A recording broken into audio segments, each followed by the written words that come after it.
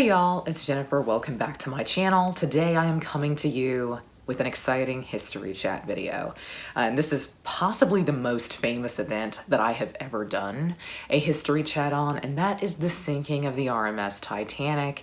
Because today, the day of posting this, it has been 110 years since Titanic sank. This is an event that I think most of us are very, very familiar with at this point, especially due to the really spectacular film Titanic that was made by James Cameron in 1997, which is my favorite film of all time and is certainly the root of my interest in this disaster. I, like many a 90s kid, had a fixation on Titanic and also on Leonardo DiCaprio, but that was everyone in the 90s. And I think the most exciting thing about the film from 1997 is that the large majority of it is accurate. And so going into historical research about Titanic is really interesting because you find that there is a lot, especially on a really detailed level, that James Cameron got correct. There are things he took liberties with, and we can kind of get into that today, but I really just wanted to go through the story of the ship. Let's just talk about the sinking specifically, because I could do an entire video just about the ship. I think the ship itself is really, really fascinating. The passengers are really, really fascinating. It's fascinating some of the names that were supposed to be aboard the Titanic that for some reason did not get on at the last minute. There is a lot about Titanic that is just endlessly interesting to me, and it has been a source of fascination for me since I was very, very young. So what are the basics? April 14th, 1912, around 11:40 p.m., Titanic strikes an iceberg. And around 2:20 a.m. on April 15th, she sinks. And really, why is Titanic possibly the biggest shipwreck that we talk about? Why do we continually bring this one up? Because there's been a lot in recent years kind of talking about the fact that other ship sinkings were certainly deadlier, but Titanic is to this day the deadliest sinking of a peacetime cruise liner. So she's still the deadliest sinking of a cruise ship, but she's also the deadliest sinking in peacetime. So most of these ships that had a higher casualty count when they went down were sunk during war. So Titanic is still a very, very remarkable occurrence. It's also very remarkable because it was a mess from top to bottom. I think a lot of disasters of this nature, we think if we could pull one element out here or there, we could have saved more lives. Maybe the ship wouldn't even have sunk. We definitely could have changed things for the better. That's not really true with Titanic. All of these elements that came into play, all of the pieces that fell into place gradually, any one of them taken out of the equation really wouldn't have resulted in it being less disastrous. This was just a mess from beginning to end. Now, you know what I'm going to do. I think this is really fun, and I think this is the easiest way to get into the headspace of a historical time period. You are going to imagine that you are a passenger aboard RMS Titanic. Welcome aboard. I'm going to be your guide today. So imagine that you are a passenger aboard Titanic. What can you expect on the ship? I know I'm not going to spend a lot of time on kind of the amenities on board, but really, this is very, very remarkable. I think the ship itself is worth a lot of discussion. For context, the ship is around 882 feet long, which is something like 3 football fields. So she's really, really long, and she's about 92 feet wide. And so at this point in time in 1912, she is not only the largest passenger ship ever built, she's just simply the largest ship that has ever been built up to this point in time. This is an incredibly designed ship. It is very Gilded Age opulence, and even those of you who are passengers in the third class will be very impressed with your accommodations, as most steerage class passengers at this time on a transatlantic voyage were expected to bring their own food for the length of time it would take them to cross the Atlantic. Not so with Titanic. You did get 3 square meals a day. Even in third class, you also had shared bathroom facilities, and you also had cabins that would fit up to 10 people. So this was really great if you were traveling with your family.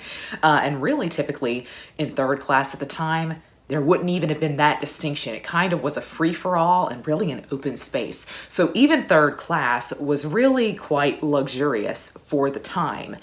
Certainly to us, this is nothing to be impressed by, but in 1912, third-class accommodations like this would have been remarkable. Second class is really awesome as well. You have your own bedrooms. You do still share bathroom facilities, but that really wouldn't have been unusual. But still, you could get a bath on request. This is also really remarkable for transatlantic voyages at the time. And first class, of course, what do I need to say? You have a suite, you have your own bathroom, and you have possibly connected rooms if you were traveling with your family, which a lot of the rich definitely were.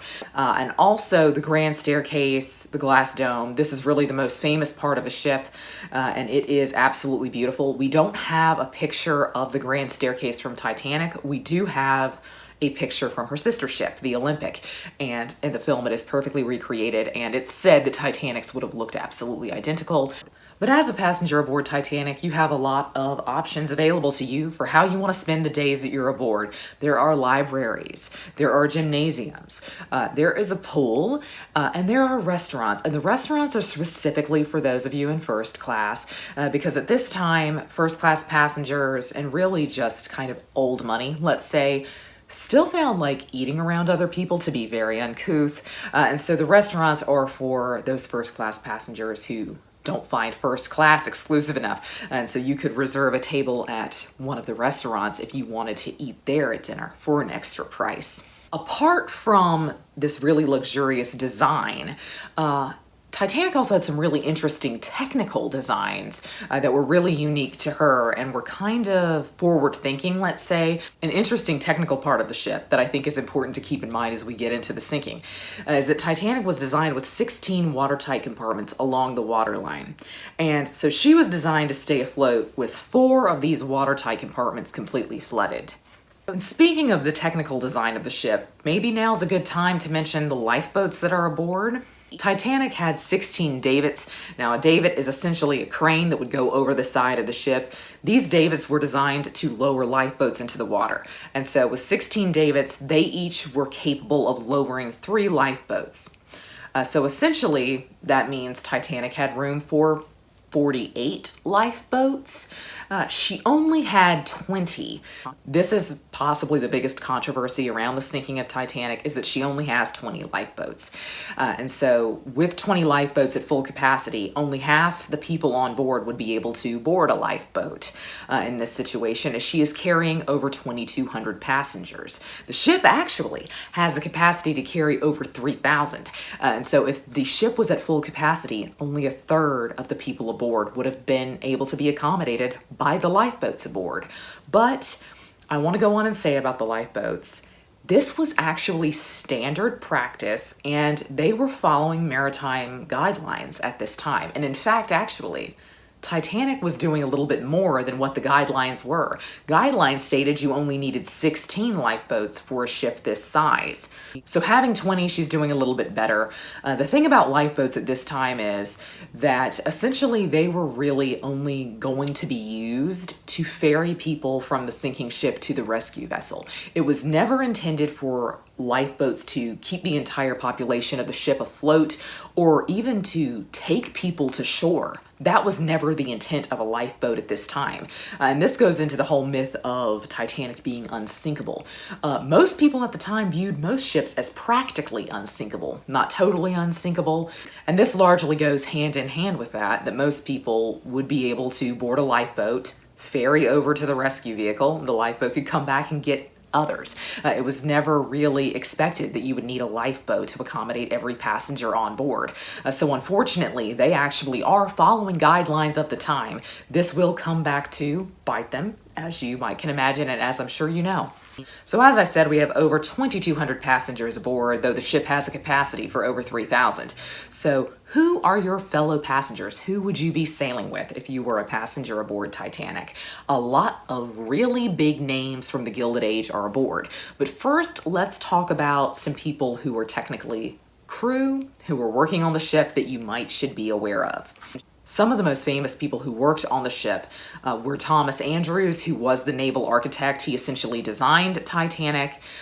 We have Captain Edward Smith, who was the captain. And we also have J. Bruce Ismay, who is a White Star Line representative. Titanic belongs to the White Star Line company. And so Bruce Ismay is there to oversee her maiden voyage.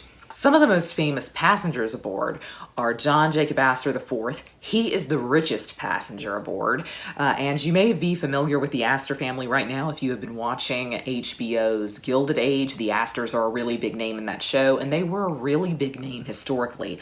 They are massive, massive socialites, and they are old money. So the richest passenger aboard is John Jacob Astor. Another really famous passenger is Benjamin Guggenheim, who is, of course, from the famous Guggenheim family. We nowadays know the Guggenheims for being really involved in art, the Guggenheim museums, etc. But they didn't really get into that until after World War I. They made their fortune in mining. Isidore and Ida Strauss are also aboard, and they are the founders of Macy's department store. Another pair of really rich first-class passengers are Sir Cosmo and Lady Duff Gordon, who have a really interesting story around the sinking that I will get to, but she's most famous for designing lingerie, which is so funny. She got into that kind of in a roundabout way. She's a really fascinating figure, but she designed lingerie, but they have a very interesting story surrounding the sinking. And last but not least is somebody who is new money.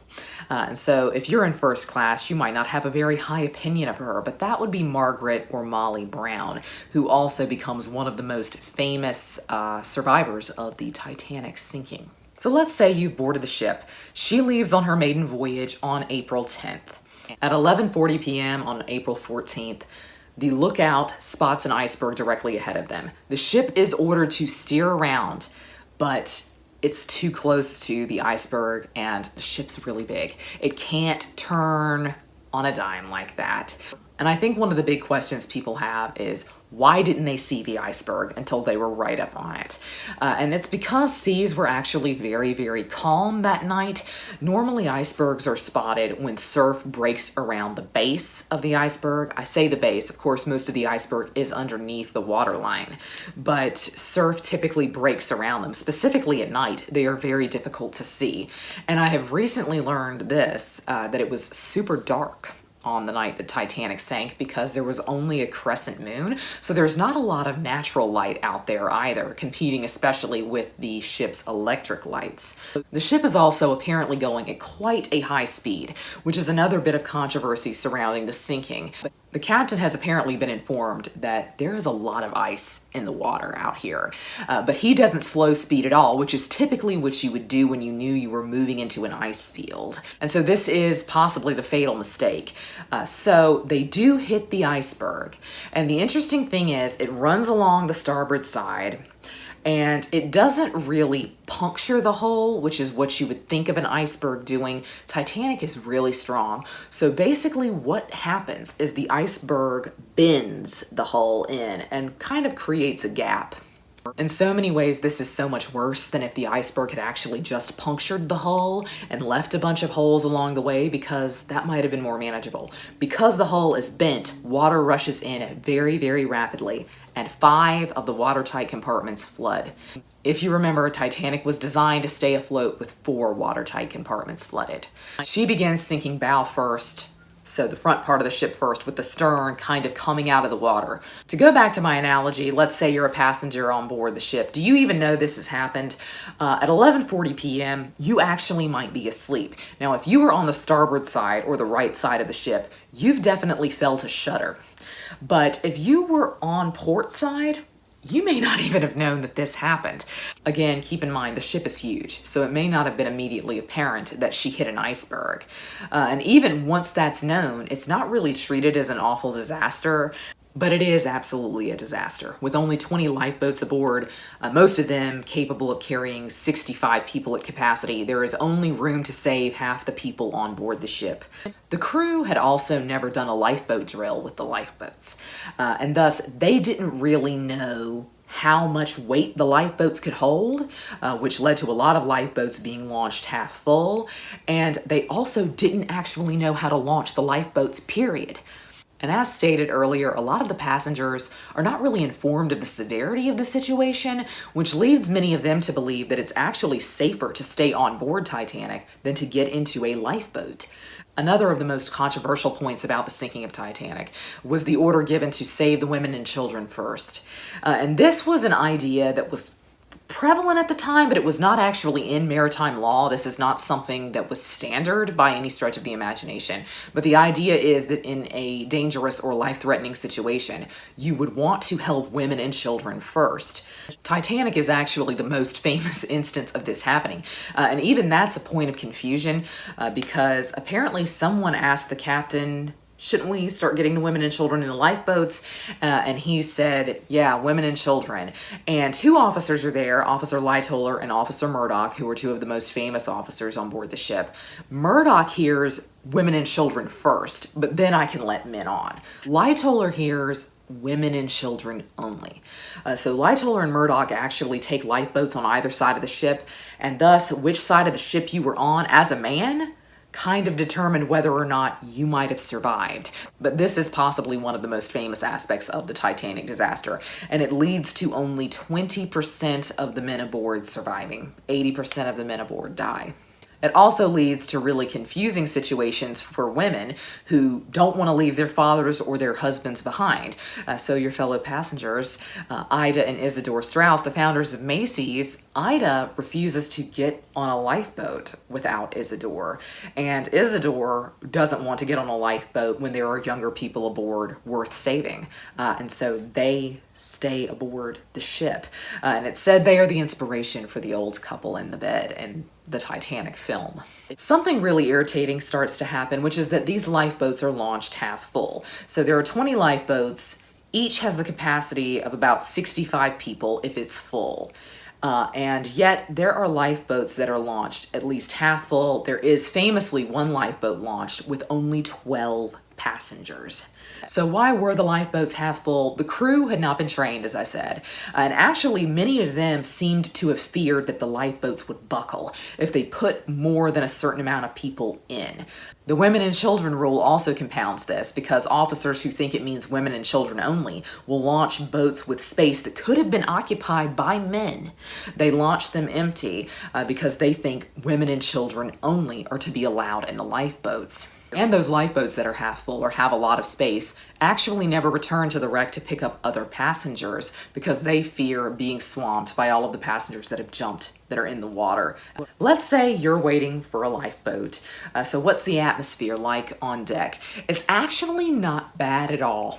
A lot of people are not taking this very seriously. This would have been just a very unusual circumstance all around because the captain actually never once orders an evacuation order, which would have signaled to everyone aboard that this is a massive disaster.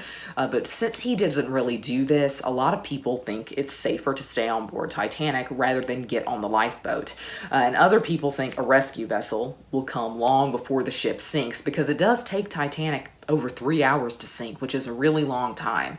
And so the atmosphere on deck is actually rather pleasant right when this is getting started. People are laughing, the band is playing, and apparently people are joking about going back down to their rooms and going back to bed. And a lot of people are actually quite irritated that they are going to have to be parted with all of their stuff.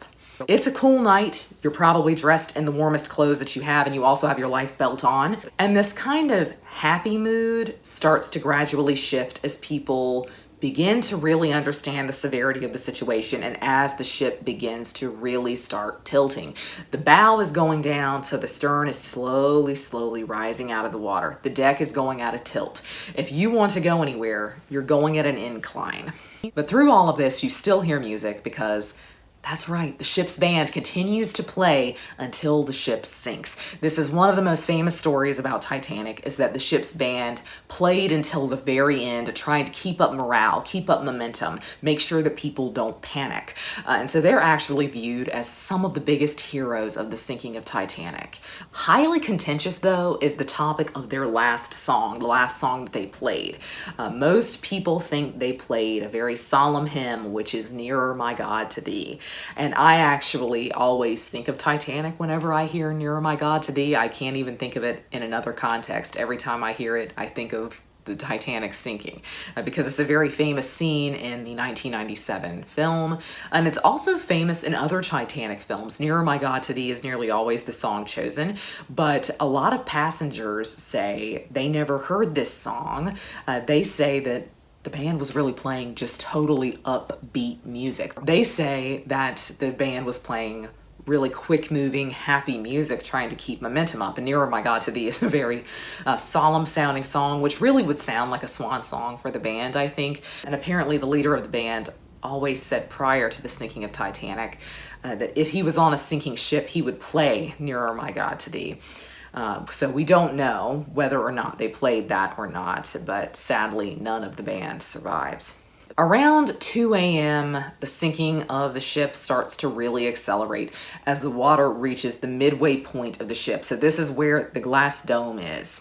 And so this is a really famous scene in the film. It's actually my favorite scene in Titanic. I think the chaotic nature of this moment in the film is just insane. I just cannot believe how it was filmed. I really felt like I was there. Some Titanic films, I think you feel as though you are observing it, but James Cameron allowed you to feel like you were on board the ship. So this is really when the water reaches the halfway point of the ship. And so now the sinking really starts to accelerate when that glass dome breaks, and it starts to flow in through great stairwells that are there in the middle of the ship. An interesting bit of information for you that I discovered about the film and how the film actually has allowed us to understand something about the wreck of Titanic is that James Cameron essentially reconstructed the grand staircase in the dome, and he basically in many ways reconstructed the ship, and then he destroyed it as the ship sank. So they filmed this scene only once when the glass dome breaks, and when they did, it pushed the grand stairwell up. The force of the water coming through the dome released the grand stairwell, which would have been made of oak in 1912. It would have been really, really fancy, but also very buoyant. And the grand staircase is nowhere to be found in the wreck that is on the bottom of the ocean. People have never understood where it is. But from filming this, we understand now that the staircase was likely so buoyant that it then probably floated up through the hole where the glass dome used to be, and it never actually sank, which is very, very interesting. But as the sinking accelerates, the stern has really lifted out of the water. The propellers are out of the water. And so the stern's weight is basically completely unsupported at this point. This is when the ship splits in half and the stern slams back down into the water. The bow breaks off and starts to sink. The stern is pulled upward, and then it sinks very rapidly, almost at a complete vertical. This was not believed for a very, very long time. Most people thought that Titanic sank in one piece. They never knew that it just sank in two pieces, that it split in half, even though there were passengers who survived, who said they witnessed it happen. But when they found the wreck, they found that the ship was in two completely different pieces, very, very far apart on the ocean floor. So the stern sinks very, very rapidly.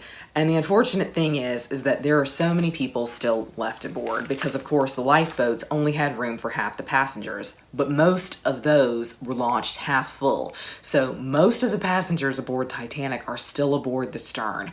They go down with it as it sinks in a matter of minutes.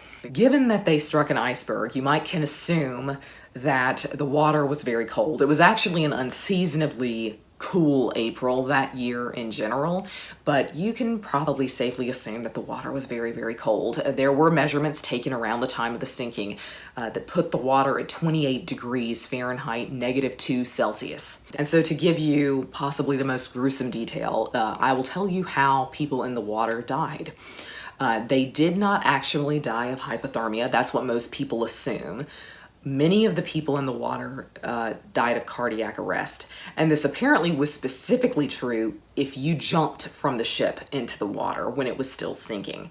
So especially as the stern got higher, people jumped off of the ship, and apparently just being in the air, in that cold air, and then smacking into the water made you enter cardiac arrest. And then, of course, the cold. So most people would have died in 15 to 30 minutes. And passengers who were in the lifeboats say that it wasn't long after the ship sank that things went completely quiet, which is very, very eerie and very scary to think about. There were many passengers in these lifeboats that argued for going back and saving people in the water, but were always overruled by others in the boat, specifically the officers from the ship, who likely understood that lifeboats would have been swamped and then no one would have survived, which is an unfortunate thing. But a couple of lifeboats did go back around, and they were able to pull 5 people from the water. So again, let's say that you were a passenger aboard. I'm going to say you got on a lifeboat. Let's say you got lucky. What happened to everyone else that you knew on board? Mr. Andrews, who was the ship's architect, and I feel so strange knowing his full name now. When I looked him up to verify his first name, I realized that I've never once called him Thomas Andrews. I've just always called him Mr. Andrews because that's what Rose says in the film. But Mr. Andrews famously goes down with the ship. He was apparently last seen in a smoking room, and somebody said to him, "You aren't even going to make a try for it." And he wasn't really responsive. He was apparently tuning a clock or drinking scotch or something. So it's always talked about that he made a concerted decision to go down with the ship. But this is apparently a legend. Some passengers and survivors said that they saw him on deck helping people get into lifeboats until the very end. So who knows? Apparently one of the major legends may or may not be true. Captain Smith also goes down with the ship, but apparently he did try to make a swim for it at the very end. So it's always said that he went down with the ship in a very heroic manner, and no one has known that for sure. But some survivors say that they did see him try to swim away as the ship was sinking. Ismay hopped on a lifeboat quite controversially. This is one of the biggest misconceptions around Titanic, is that Bruce Ismay, the managing director of White Star Lines, essentially caused the ship to sink and then saved his own skin. Actually, Ismay has been very much maligned. He was maligned at the time. People raked him over the coals for this, as they did most of the men who survived, because it became common knowledge that women and children was the order given. And so a lot of people in the public viewed the men who were saved as cowards, because of course not all women and children got off the boat. But Ismay is the one who has been given the most flack over the years, and he was raked across the coals for it at the time, unfortunately. So much so that he was really, really depressed, and he quit his job at the White Star Line the next year because he just couldn't handle it anymore. It's always talked about as though he was a coward, but survivors say they also saw him helping others onto lifeboats before he got on a lifeboat himself. John Jacob Astor goes down with the ship. This is an unfortunate thing. He is somebody who apparently did not understand the severity of the situation until it was too late. He said it would be better to wait on Titanic than get in a lifeboat. But when he did finally understand the severity of the situation, he helped his pregnant wife into a lifeboat and asked if he could join her. And the officer said no. And so he said, "Okay, that's fine. I'll see you tomorrow," to his wife, and unfortunately he did not make it off the ship. His body was one of those recovered though, which is very interesting. Benjamin Guggenheim has one of the best stories from the sinking of the Titanic, which is that he apparently did understand that the situation was bad, but he intentionally decided to go down with the ship to make room for women and children to get on the lifeboats. So he and his footmen apparently got dressed in their best evening wear and sat around waiting for the ship to go down. And he apparently said, "We've dressed in our best and are prepared to go down like gentlemen." So he's somebody who's come out of it looking like a hero as well, which is very, very interesting. His is one of the more interesting stories. He apparently really wanted to make sure that the women and children aboard were given first go at the lifeboats. The Strausses, of course, refused to leave without each other, and so they both also went down with the ship. Now, Cosmo and Lady Duff Gordon, this is such a crazy story. They are on the lifeboat that launches with only 12 people aboard. So you would assume this lifeboat has got a lot of space. So the story goes that Lady Duff Gordon is talking to, maybe it was her maid, and saying, "Well, there goes your beautiful evening gown," watching the ship sink. Can you imagine being that out of touch with reality? But she apparently says that to her, and the crew members say, "Well, get this, we've lost everything. Our whole lives were on board that ship." they essentially lived on ships at the time. A lot of crew members, they moved from ship to ship. And so they said, we've lost everything we have. Apparently Cosmo, Duff Gordon, her husband, says, well, I'll give you each a $5 and you can get started again when this is over. At the time, £5 would have been quite a bit of money. After the sinking, after they're rescued and taken onto the Carpathia, and then at the trial that's done after Titanic's sinking, it is viewed that Cosmo Duff Gordon bribed the crew members not to go back and pick up passengers. Their story has always been that they wanted to help the crew members get started again because they lost everything in the sinking. But other people interpret it as them bribing the crew members to make sure they don't go back to try to pick up any survivors, which of course probably would have been a big point of discussion on a boat that only had 12 passengers but room for 65. Molly Brown also survives, and she is such an amazing character.